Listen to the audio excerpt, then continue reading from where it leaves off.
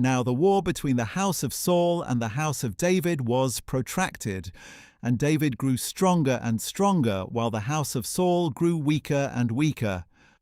And sons were born to David in Hebron. His firstborn was Amnon, by Ahinoam of Jezreel. His second was Chileab, by Abigail the widow of Nabal of Carmel. His third was Absalom, the son of Maachah daughter of King Talmai of Geshur. His fourth was Adonijah, the son of Haggith. His fifth was Shephatiah, the son of Abital. And his sixth was Ithream, by David's wife Eglah. These sons were born to David in Hebron. During the war between the house of Saul and the house of David, Abner had continued to strengthen his position in the house of Saul. Now Saul had a concubine named Rizpah, the daughter of Aiah. So Ishbosheth questioned Abner, "Why did you sleep with my father's concubine?" Abner was furious over Ishbosheth's accusation. "Am I the head of a dog that belongs to Judah?" he asked. "All this time I have been loyal to the house of your father Saul, to his brothers and to his friends.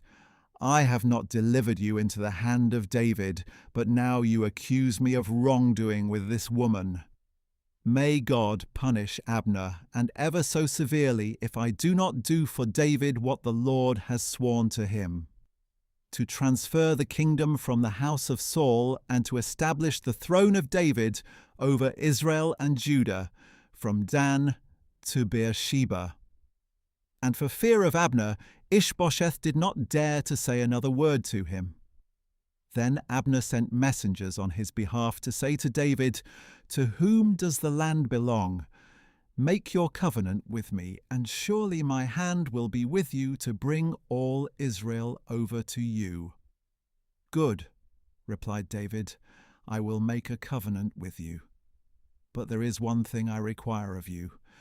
Do not appear before me unless you bring Saul's daughter Michal when you come to see me." Then David sent messengers to say to Ishbosheth son of Saul, "Give me back my wife Michal, whom I betrothed to myself for 100 Philistine foreskins."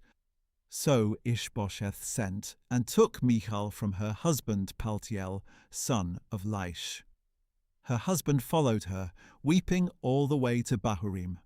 Then Abner said to him, "Go back." So he returned home. Now Abner conferred with the elders of Israel and said, "In the past you sought David as your king. Now take action, because the Lord has said to David, 'Through my servant David, I will save my people Israel from the hands of the Philistines and of all their enemies.'" Abner also spoke to the Benjamites. Then he went to Hebron to tell David all that seemed good to Israel and to the whole house of Benjamin. When Abner and 20 of his men came to David at Hebron, David held a feast for them.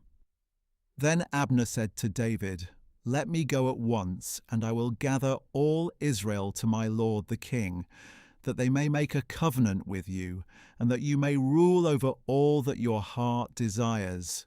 So David dismissed Abner, and he went in peace. Just then, David's soldiers and Joab returned from a raid, bringing with them a great plunder.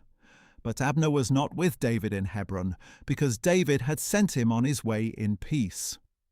When Joab and all his troops arrived, he was informed, "Abner son of Ner came to see the king, who sent him on his way in peace." So Joab went to the king and said, "What have you done? Look, Abner came to you. Why did you dismiss him? Now he is getting away. Surely you realize that Abner son of Ner came to deceive you and to track your movements and all that you're doing." As soon as Joab had left David, he sent messengers after Abner, who brought him back from the well of Sirah. But David was unaware of it. When Abner returned to Hebron, Joab pulled him aside into the gateway as if to speak to him privately, and there Joab stabbed him in the stomach. So Abner died on account of the blood of Joab's brother Asahel. Afterward, David heard about this and said, I and my kingdom are forever guiltless before the Lord concerning the blood of Abner, son of Ner.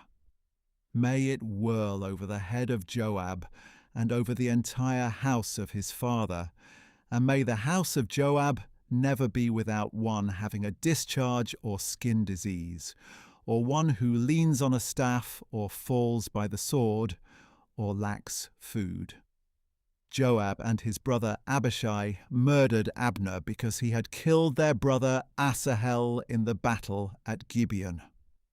Then David ordered Joab and all the people with him, Tear your clothes, put on sackcloth, and mourn before Abner. And King David himself walked behind the funeral bier.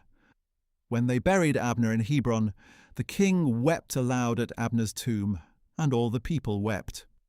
And the king sang this lament for Abner, Should Abner die the death of a fool? Your hands were not bound, your feet were not fettered. As a man falls before the wicked, so also you fell. And all the people wept over him even more. Then all the people came and urged David to eat something while it was still day.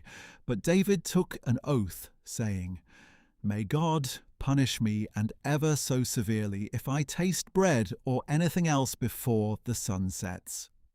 All the people took note and were pleased. In fact, everything the king did pleased them. So on that day all the troops and all Israel were convinced that the king had no part in the murder of Abner son of Ner. Then the king said to his servants, Do you not realize that a great prince has fallen today in Israel? And I am weak this day, though anointed as king, and these men, the sons of Zeruiah, are too fierce for me. May the Lord repay the evildoer according to his evil.